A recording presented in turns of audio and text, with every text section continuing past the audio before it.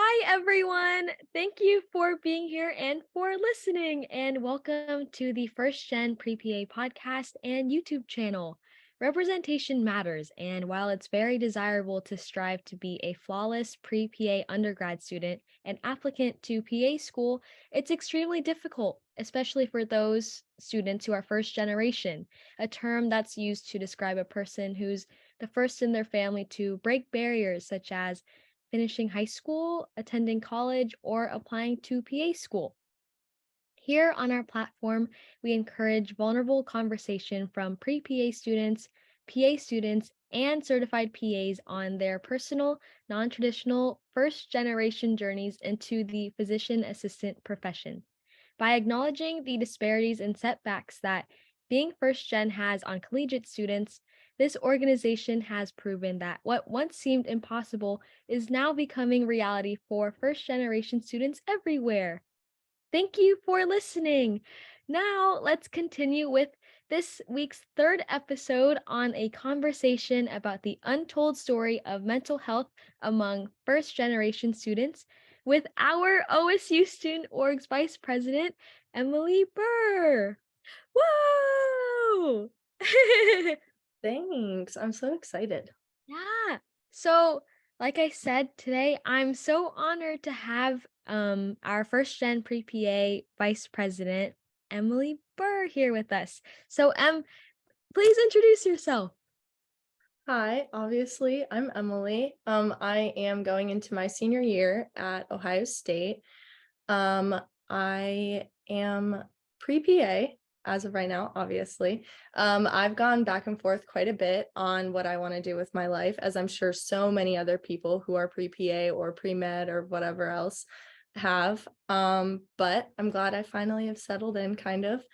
Um, I am originally from Jefferson, Ohio, which is just about as far northeast in Ohio as you can get.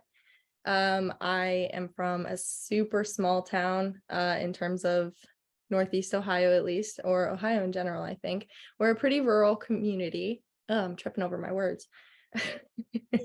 We're a pretty rural community. And I went to a small high school and I did all the extracurriculars and everything. And I ended up at Ohio State here. And it has been a super great experience. I've found lots of really cool things to be involved with here, like Four Paws. You can see my little puppy there on the screen. Her name's Sanibel. And yeah, I love spending time with my friends outside of studying and trying to be an academic weapon. And yeah, Yay! Thank you for the intro, Okay. So, May is Mental Health Awareness Month. And as a first gen student with Vietnamese immigrant parents, I've been longing to have a conversation about the isolated realities that first gen students face within mental health. The pressures faced by first gen students in excelling academically while managing other responsibilities, while also prioritizing their mental health, are profound and complex. First gen students navigate uncharted territories, striving to overcome these barriers and to fill their dreams. By acknowledging and understanding the unique challenges first gen students encounter, we can collectively support their resilience and celebrate their triumphs.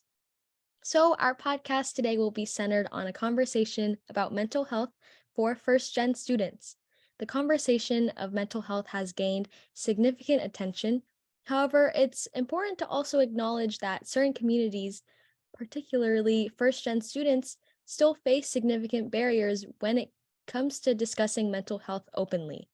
This podcast is here to explore the reasons why mental health remains an uncommon topic of conversation for first gen students and to shed light on the urgency of addressing this issue.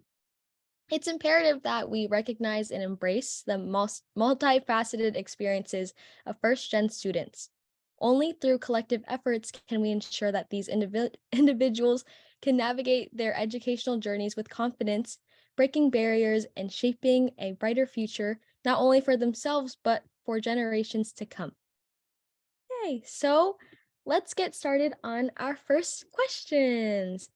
Let's get to know you better. What is your background as a first gen student?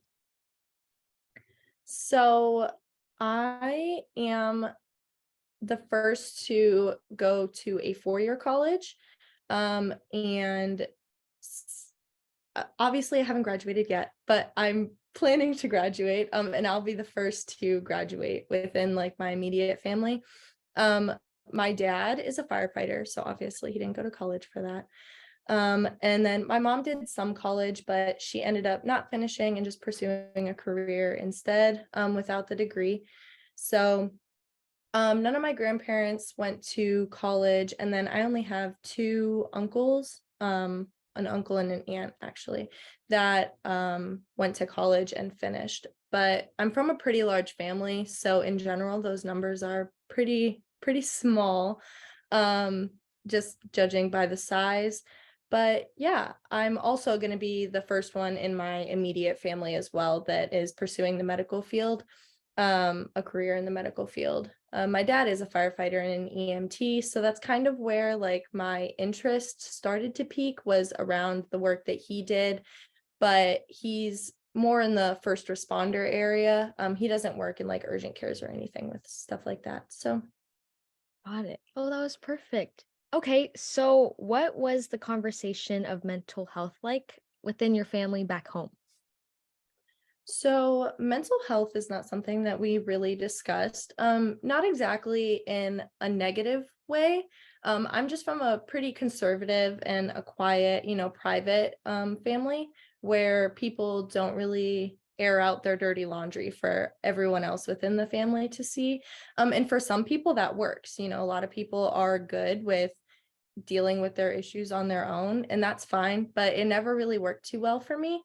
As I got older and my mom started to see that I was struggling with some of the same things that she did, she opened up a lot more about her struggles within mental health, and, um, giving me advice and what she did. And it makes it easier to not feel so alone, but still, in the general scheme of things, like in general, my family's pretty quiet about it. Um, so I was lucky to have my mom open up within the last couple of years, but still it's usually a tough conversation to have. It makes pretty much everyone feel awkward when you start discussing things like that too, unfortunately. But Sure. I feel like that's so universal amongst all first gen families. mm, My family's exactly like that. Okay, next yeah, question. I feel like it's universal in general too. Yeah, Like I think it's that generation, especially like you see it a lot. It's mental health, open mental health conversations are a very new thing. sure. We're still working through destigmatizing all of that. So Yeah. Okay, great. So, our next questions. So, because your parents never went to college, how do you think your parents' ways of coping with their stresses and anxieties manifested into how you manage your mental health? So, like I said, my family is very quiet, very private. So growing up, I learned to internalize. That is what I did for a super long time, and it never worked for me. And like I said, for some people, it works great. They're good at working through their own issues in their own way. But for me, it never worked. It always ended up making it a bigger problem than it really needed to be within a lot of different parts of my life, not even just mental health. And I learning that that doesn't work for me, I started to explore new avenues. Like I was willing to try anything at one point. So like therapy, or even looking on websites for ways that people have said, this is how I cope, or this is what I like to do. And so just kind of like building my own niche way of trying to cope and manage my stress and anxiety, and finding things that work for me was really important, because like the status quo in my family was not working for me. For sure. Okay, so if you are stressed about school or college life, do you go to your parents for help immediately? And if not, who do you go to? Um, I still struggle with internalizing a lot, But I like to think that now I'm kind of at a point where if I am stressed out or something's bothering me, it's not so much internalizing, but I keep it to myself to kind of like really process and think. And then I'll reach out to someone if I feel like I need help. I do go to my mom quite a bit since we've kind of started opening up uh, the mental health conversation in general between us. It's a lot easier for me to go to her. My dad is still a very like quiet and like a very private person when it comes to things like that. So it's not necessarily that I couldn't go to him. It's just not something that feels as immediate or like the first thing that comes to my mind if I'm struggling. For More sure. often than not, though, I go to my friends or my roommates or people who are going through something similar to me. Because being a first gen student in college, and my parents didn't necessarily have some of the same experiences that I have, where those stressors are. Um, I have found that speaking to people who are going through a similar thing helps too, and makes it feel not so lonely to go through, really. Absolutely. 'Cause it can feel very isolating in general to feel like nobody that you grew up with or nobody in your immediate family, the people you grew up depending on, understand what you're going through. And that can be really hard. So finding people that are willing to listen to you talk or give you advice if you want it, that are going through something similar or have gone through that, have found is super helpful. Okay, you also touched on this a little bit, but is it difficult for your parents to empathize with you or to listen or to keep the conversation going or for you to just share these things about college stress in life because they've never had the college experience before? Yeah, definitely. It's not so it yeah, it is difficult for them to empathize, and it's not that they are trying to be rude or that they don't care or anything like that, which I think is something that is super important for people in similar situations to understand. Because I know that if you feel misunderstood, it can also feel like those people don't care. So if you have in general, a healthy relationship with your family, and you are first gen and you just feel misunderstood in this area, I promise it's not that they don't care. Because I've had this exact conversation with my mom. I brought it up. I said, I feel like you don't care. And she said, it's not that I don't care. I just don't understand. And I feel like some of these bigger questions would be better suited for someone else. Um, so, yeah, when I do talk about things that are directly school related, it definitely can make it difficult to keep the conversation going, just because it's kind of like I say my problem and my mom says, "I'm sorry." And she's like, "Yeah, that's kind of it." Or if I do speak to my dad about something going on, the generic dad responses of, "Wow, that's tough," or, things like that. It's usually a pretty quick conversation when it comes to stressors surrounding school. Right. Okay, that was perfect. Thank you so much for answering, Em.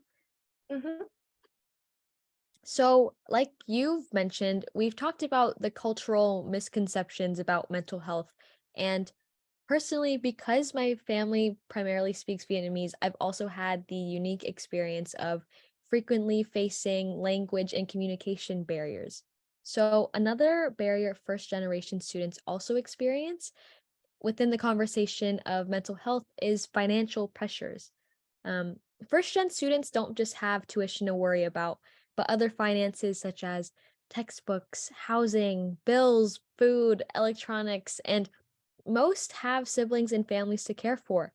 First gen students are often left on their own to research fields of study. They tend to not have mentors to guide them throughout college. They don't have the sea of connections to help them within their professional careers. They have to fill out applications, apply for financial aid, secure housing, and register for classes all on their own. And as well, it's extremely demanding to navigate a new environment while managing all of these responsibilities, while also keeping up with academics. When first gen students are uncertain about a step in the process, they are more likely to put it off because they don't know who or how to ask, when they get to campus, it's unfamiliar territory. Um, at orientation, first gen students will receive mounds of information designed to guide them through their first semesters of college, but the communication is filled with so many acronyms and email addresses and URLs for all these different student services. And it's an information overload, especially for people who don't have previous college experience to fall back on. So, with all this being said, my question to you, Em, is what are your biggest stressors within college? So applying to colleges in general was a very stressful process for me. Something that a lot of people also don't think about when it comes to first gen students going to college in the financial aspect is application fees and getting transcripts sent and getting ACT or SAT scores sent because all of that costs money. And I was always kind of on my own in the financial aspect when it came to school. When I decided I wanted to go to college, my parents outright said, "Hey, it's not that we don't love you. It's just that we can't make it work to fully cover your tuition." They help out when they can, which I greatly appreciate.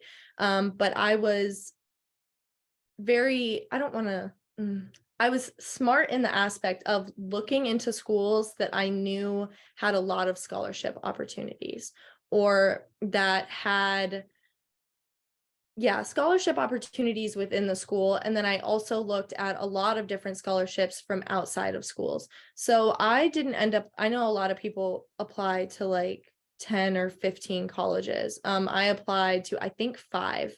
Um, and all of them had really great scholarship programs that I could also apply to with my general application and things like that. I was super fortunate to get a scholarship to Ohio State, which is actually one of the big reasons that I'm here.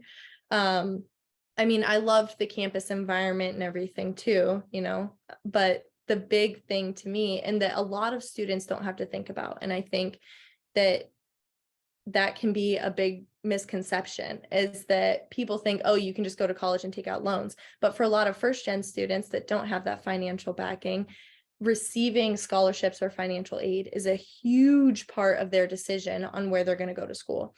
So for me, I ended up getting the best deal at Ohio State. And so that is one of the primary reasons I chose to come here. But that was a big stressor before applying to school, was being able to pay all those application fees and pay to have my ACT score sent places and finding scholarships, and then wondering if I was actually going to be able to afford the school that I wanted to go to.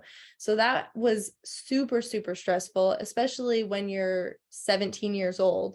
And that can feel isolating too. A lot of my friends in high school didn't have these same problems. So they just kind of got to go wherever they wanted to and pick their favorite places and stuff like that.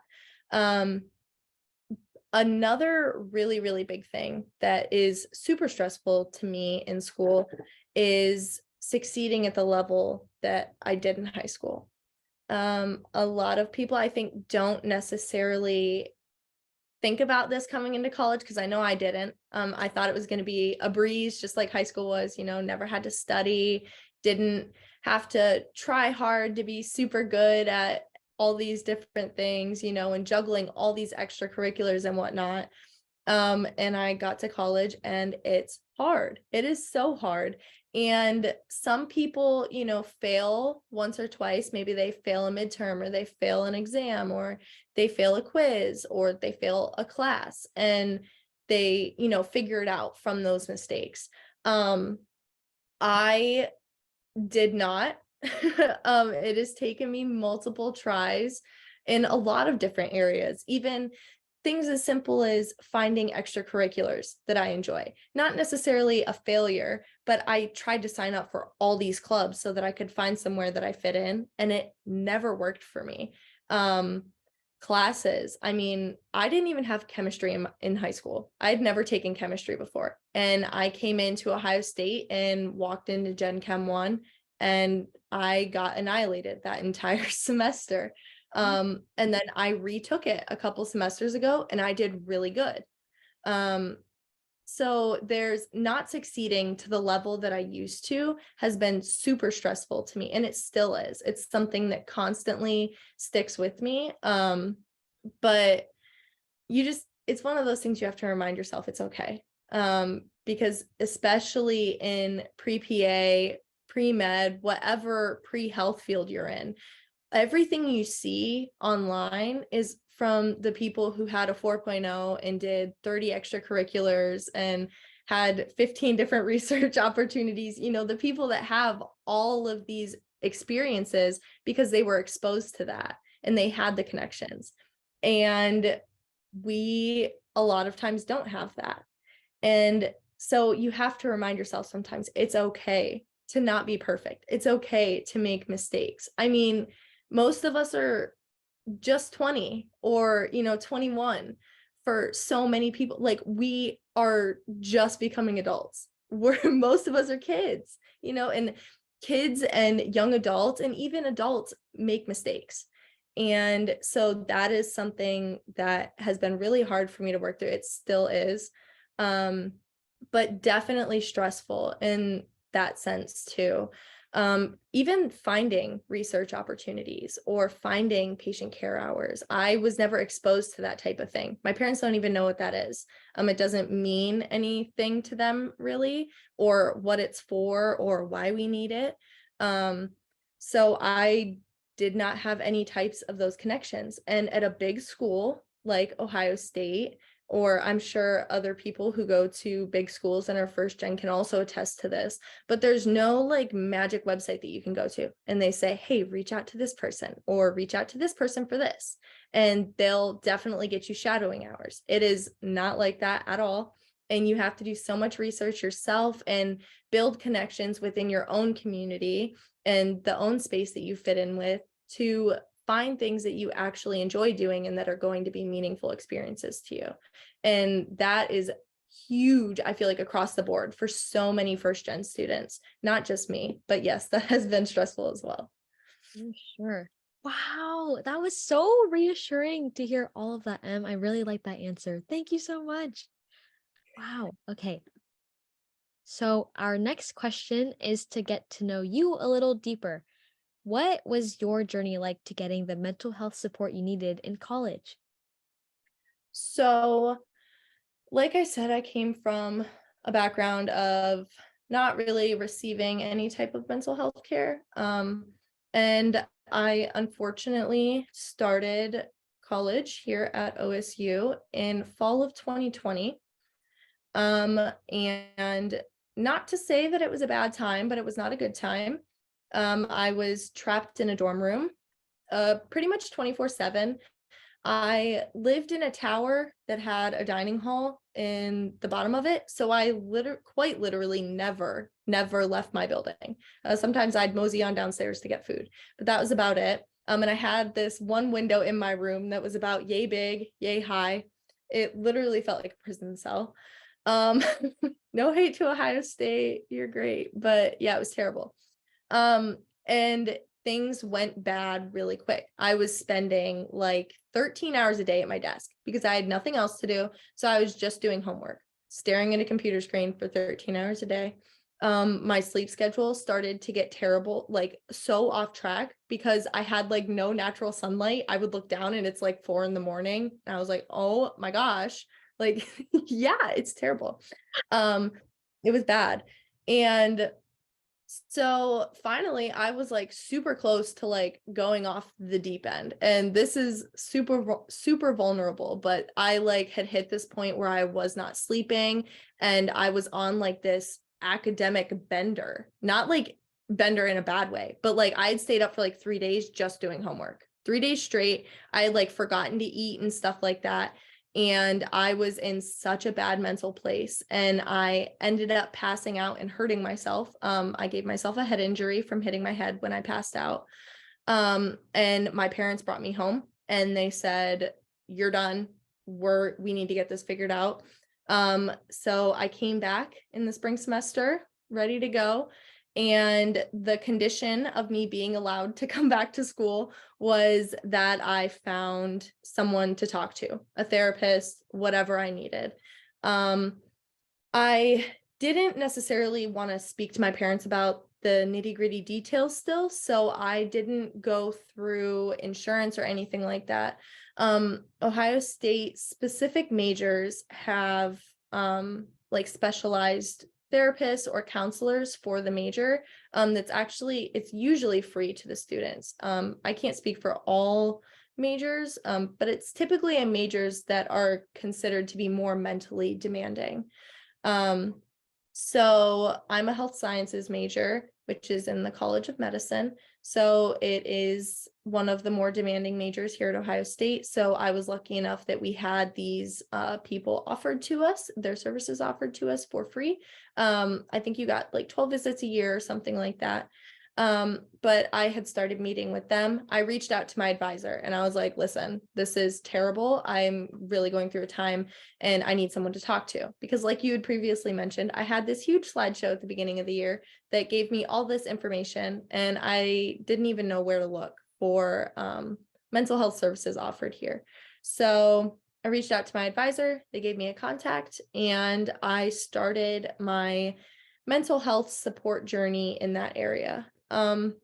Through speaking with the people at Ohio State, I kind of found that some of my issues were a little bit deeper rooted, and I might be better suited for someone at a higher professional level. So eventually I kind of switched between the therapists that Ohio State offered.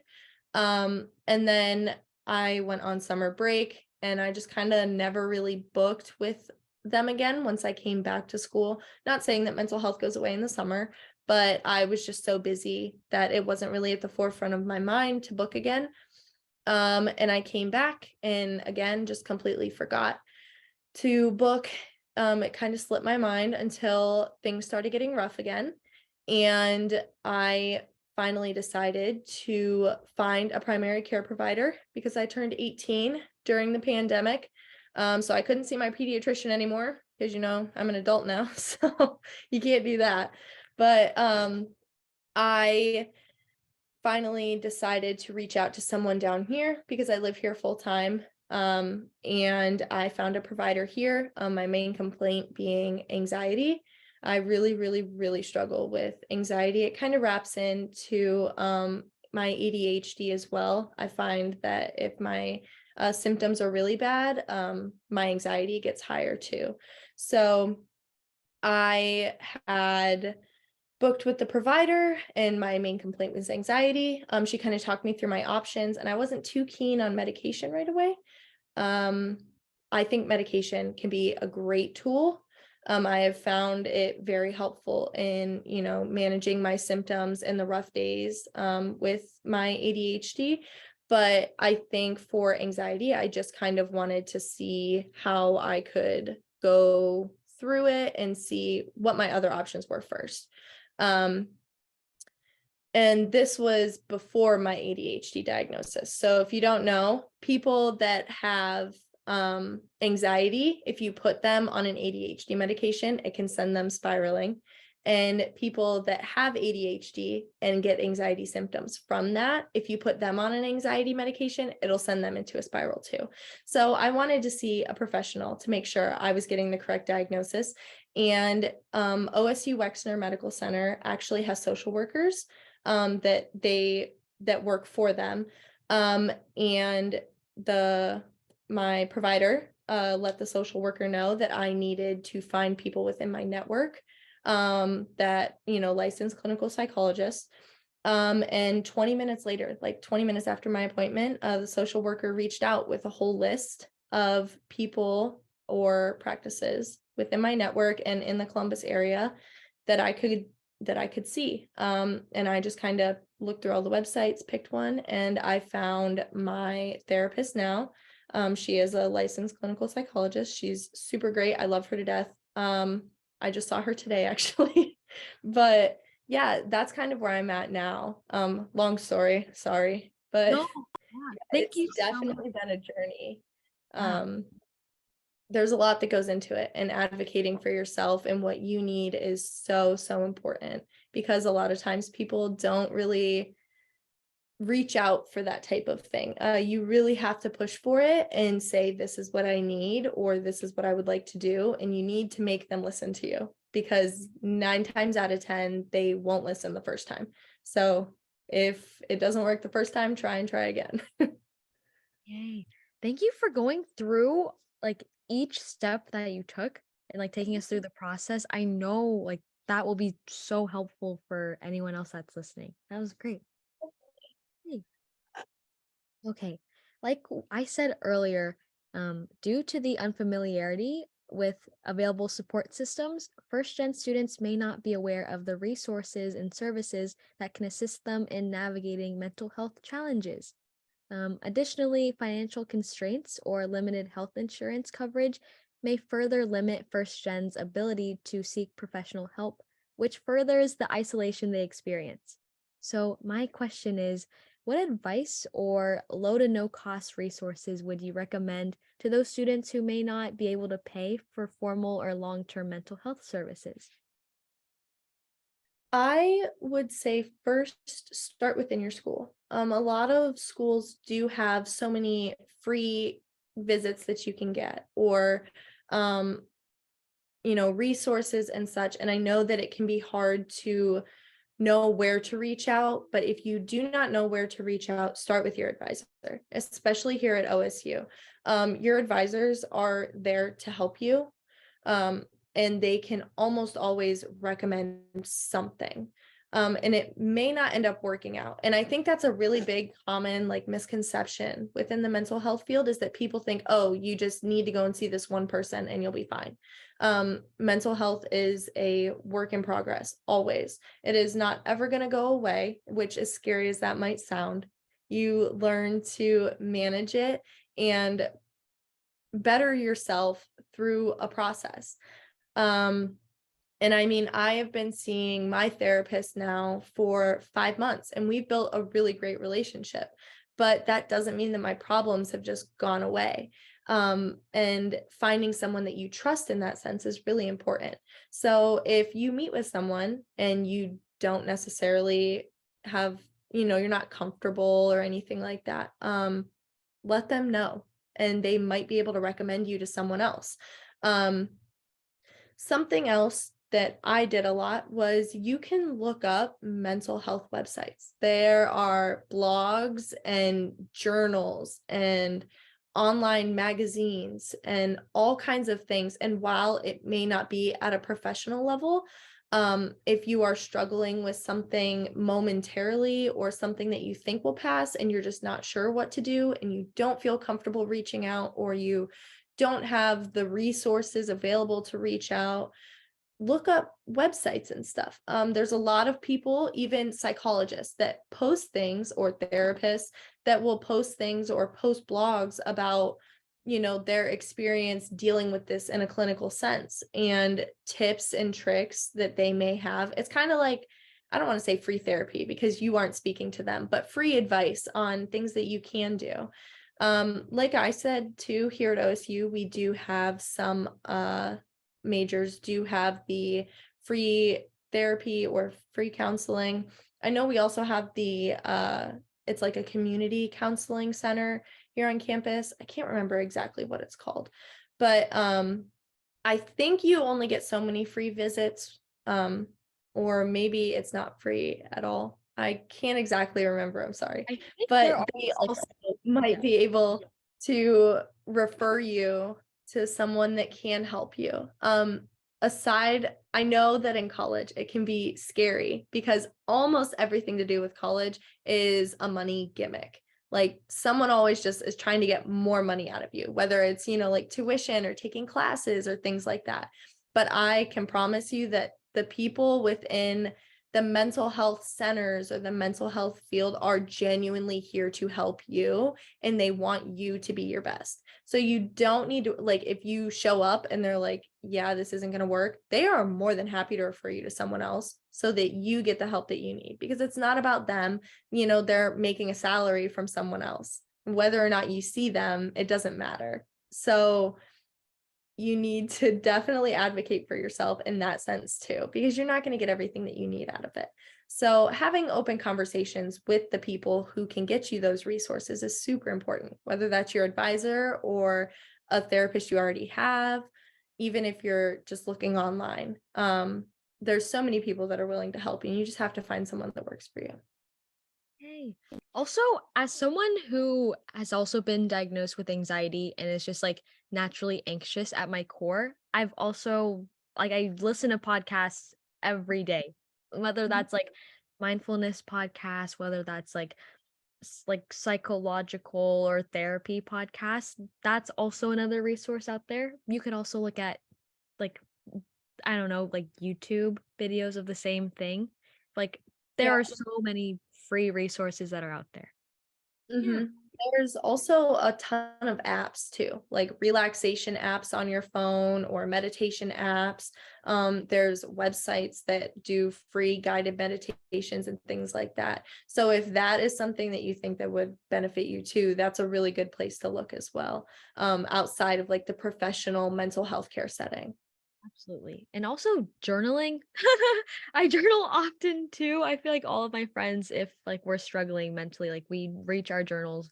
Maybe that like will work for whoever's listening. Okay. Yeah, journaling works for a lot of people. Yeah. Okay, so another critical factor contributing to silence surrounding mental health amongst first generation students is the lack of resources that we are given to provide a strong foundation for us, whether that's mentally or within our or within our education. So, my question is, what do you think are the biggest barriers first gen students experience when pursuing a career in the PA profession?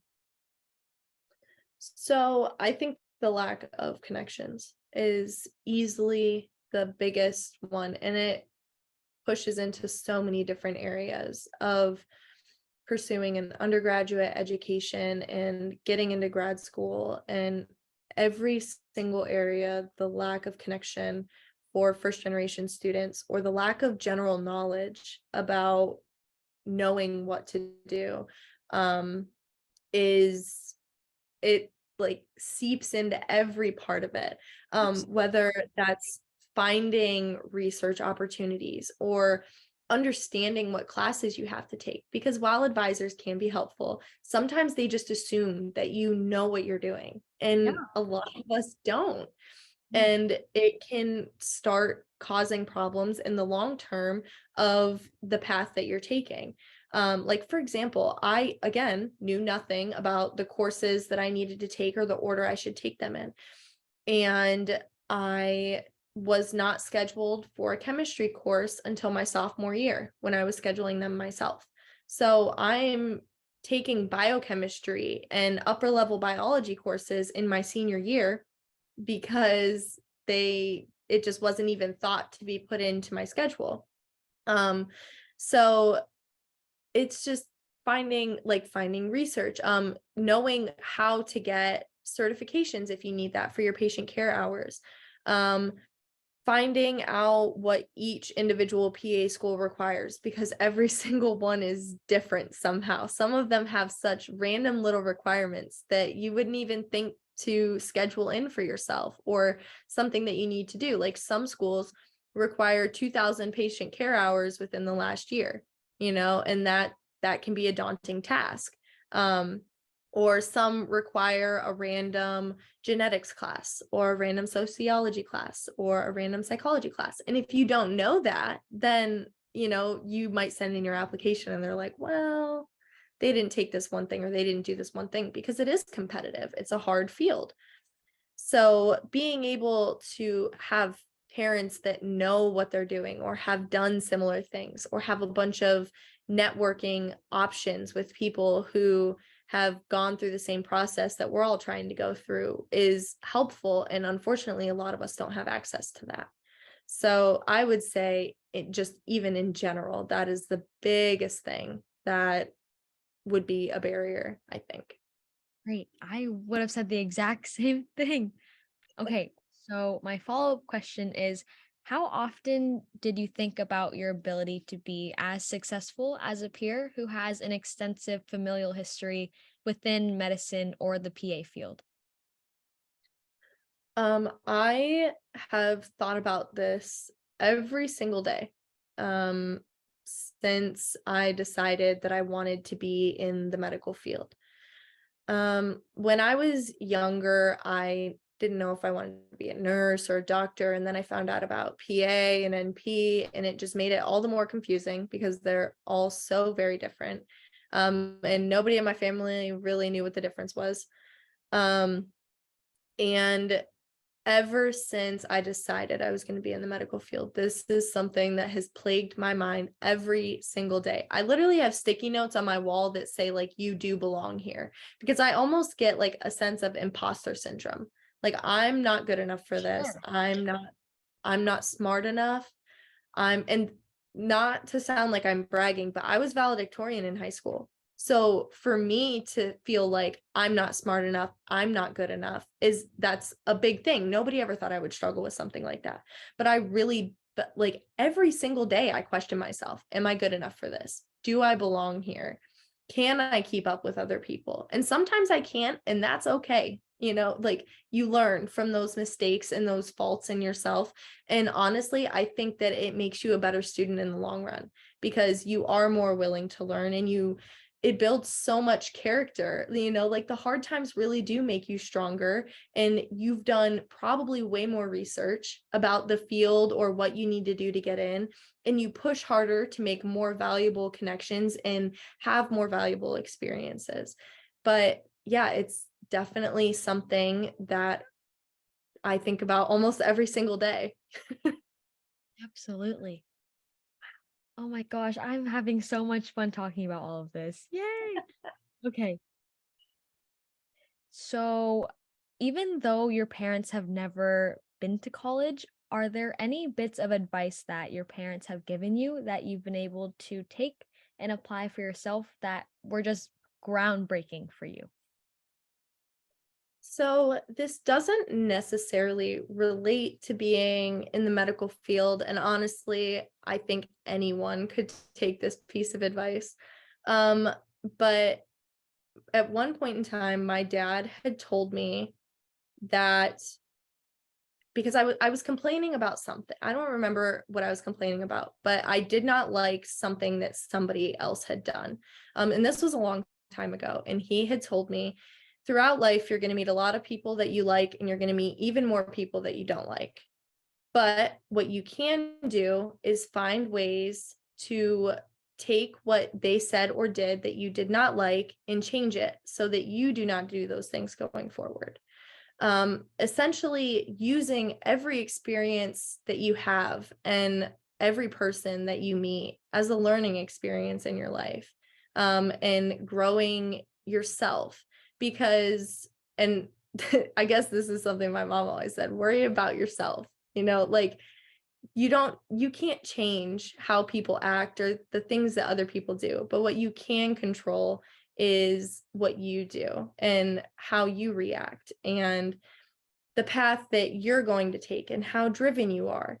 And so if you can take those things that you don't like or didn't sit well with you and turn it into something that you do like or you think would be beneficial, then you're already miles ahead of that other thing that you didn't like. So that is something that is always, always, always stuck with me. And it's funny because that's like how closed off my family is about mental health. I do not like that. It bothers the daylights out of me. Like, I cannot stand it. And so I have always been super open. I mean, anyone could ask me any question about my mental health journey or about where I'm at, or, the mental health problems that I have or my family history with it or anything like that. And I'm always 100% honest, because I think that's important. And it makes other people feel not alone, because I know what it feels like to feel alone in that sense. So just taking things that you didn't like and turning it into something that you do like. Absolutely. Yay! Okay, so this is our last question. As we wrap up, what would you tell OSU freshman year Emily about your journey to advocating for yourself and for your mental health? It'll be okay. That's that's another thing, funny enough, kind of relating back to what we just were talking about, that my mom always said. It might be hard right now, but it will be okay. You will get through this, and you do belong here, but it will be okay. There's so many years in your life, and undergrad and PA school or whatever else is such a small part of that. It is so small in the grand scheme of things, time-wise, and it will be okay. This too shall pass. I was so distraught for so long about not fitting in or feeling down or struggling with my mental health in general. And I just thought that this is what life is going to be like. This was my first away from home adult experience. And I seriously thought that this is what life was going to be like. And it's not. It passes. It will be okay. And I think a lot of people need that reminder almost daily. They should make like an app that just sends out a notification. It'll be okay, like every day. I have an app on my phone actually that has like cute little affirmations on the top of my screen and it like cycles through brand new ones like every few hours. That's cool. I think it's called I Am if anyone wants that on their phone, but like those things help me too. Yeah. That was Mhm. great. Oh, Em. yeah. No, I cover my wall, in sticky notes with, like, Yeah. random things, like, if I'm having a bad day, like, I will write on a sticky note and say, like, "It will be okay." Yeah. Something as simple as that, and I put it up above my desk so that it's a reminder for when I'm having another hard day. Like, that day was hard and it got better, so today is hard, it will get better too. Words also fuel me that like this. Also like I have like a notes app on my laptop just because I'm constantly on my laptop just to show the affirmations on there or just the reminders. Mhm. We are the same person. Oh my gosh.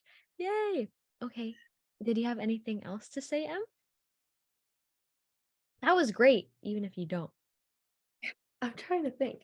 Um, I just I think the biggest thing that I want anyone here to take away from this is that it's okay to struggle, and it's okay to need help, and it's okay to reach out and ask for help.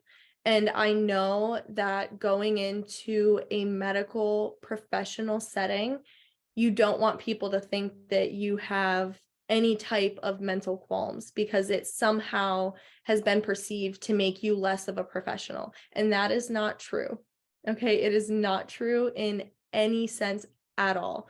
Um, the biggest thing is to make sure that you are okay and that your mind is just as healthy as your body, um, because that's the best way that you're going to succeed. You cannot succeed in your life if you are mentally unwell. Like, you will be stuck in a spot and it makes things so much worse. And I just, please, if you need help, reach out. That's to anyone, or do anything. Just get yourself the help that you need and be your biggest advocate, because nobody else is going to do it for you willingly.